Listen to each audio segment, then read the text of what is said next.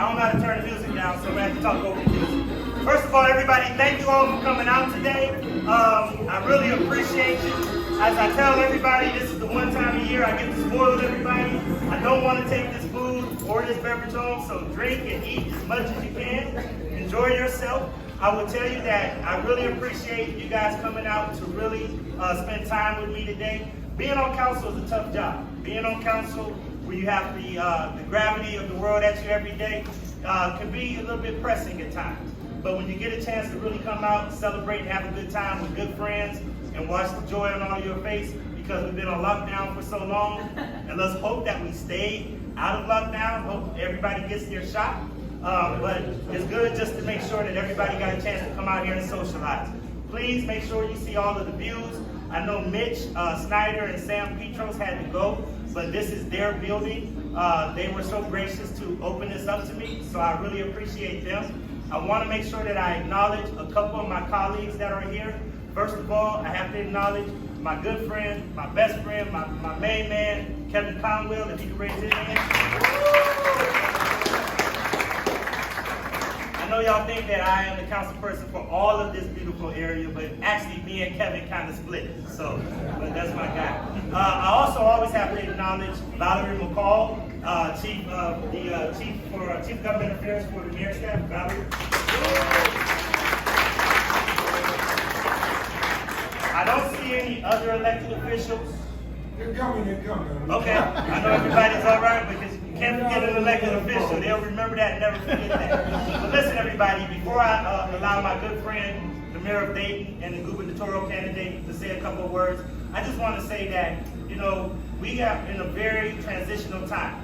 We're in a time when we're seeing a lot of new energy, a lot of new leadership, but it is also a time when people like myself, I tell Councilman Conwell, we're young adjacent, which means that we have experience, we really know what we need to do for this city, and we really love this city. We really have a plan for some of the things we want to do for council. So I ask for you not to just support us on these type of days, support us 24/7, 365, because we definitely need it, and we're nothing without having a public-private partnership with many of you and our friends that are here today. So once again, thank you all for coming out today. Before I announce my friend, I always have to acknowledge my wife and my son, my wife, Jeanette Griffin.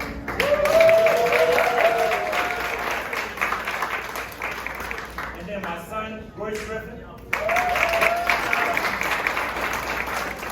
And then I have two other sons who may be here, but working right now, and you know us, work is a priority in that house, if they want to eat and do whatever else. So I appreciate, again, once for everybody being here.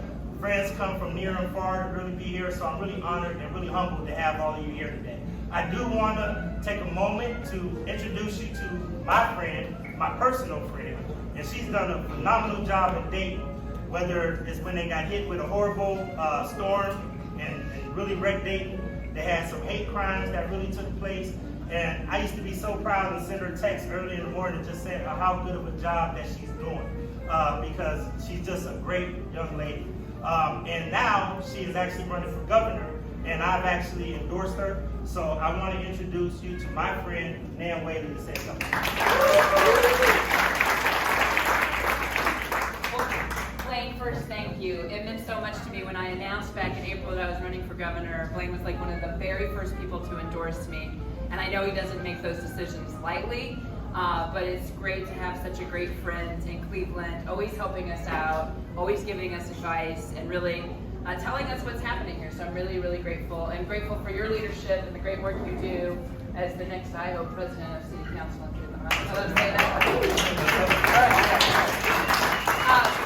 I'm Whaley. I'm the mayor of Dayton, and I don't want to keep you long. I came here because Blaine texted me and said, please come to the kickoff, and I was like, absolutely. Been the mayor for about 8 years. As Blaine mentioned, Dayton's had its set of challenges in 2019 with a KKK rally that came from Indiana into our town, about a dozen tornadoes that swept through the inner city, and then a mass shooting that killed 9 people and wounded 27 more in 32 seconds. So through it all, though, my community, like Cleveland, is gritty and resilient and willing to look forward and not backwards, and we really want to have a partner at the State House. And that's why I decided to run for governor.